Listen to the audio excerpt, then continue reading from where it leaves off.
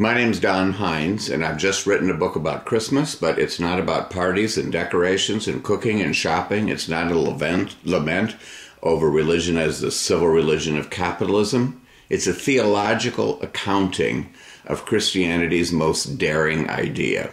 What if God decided to bet the farm and become fully human? What if religion could become fully immersed in the material world? And so I call this book Christmas, Festival of Incarnation. And I tell the story of Christmas as a kind of coming-of-age story, a character's development in 3 acts. First, plotting the Incarnation, in which I return to the original sacred texts in the New Testament, the Christian Bible of Matthew and Luke, with the original characters of Mary and Joseph and baby and angels and shepherds and wise men, and the first prop in the stage drama, the manger scene. I invite the reader to put themselves in the way of sacred texts and let them speak to them anew, almost like Charlie Brown reading it in the annual Christmas story. Second, staging the Incarnation.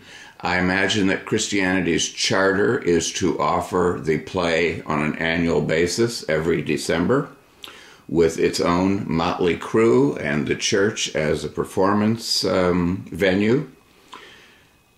Like radical theater, Christianity hopes that it can coax the audience up onto the stage and grip them in ways they hadn't previously anticipated. I assume that lived religion means scrambling the categories of sacred and secular, holy day and holiday, and I celebrate it all. I take a look at how the manger scene came loose as a prop used in religious precincts and ended up on courthouse lawns and in every family living room. But Christmas eventually came free from sacred precincts. It escaped cathedrals and went into cathedral squares and then on carts throughout the town, and ultimately now all the world is the stage. People of every belief and no belief have joined in expanding and decorating and playing out the Incarnation in lights and trees and wrappings and gifts and stories.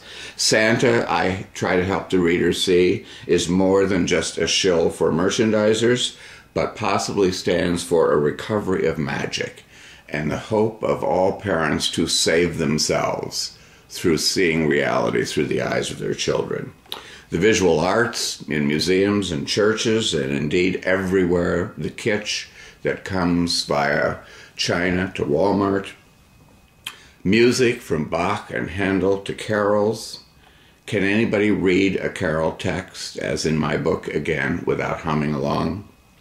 I close with some anxiety called The Risk of Incarnation. How's everything turning out? Is the manger scene being buried under an avalanche of consumerism? Can Christmas survive? Does God get carried away at Christmas? Or is that the point?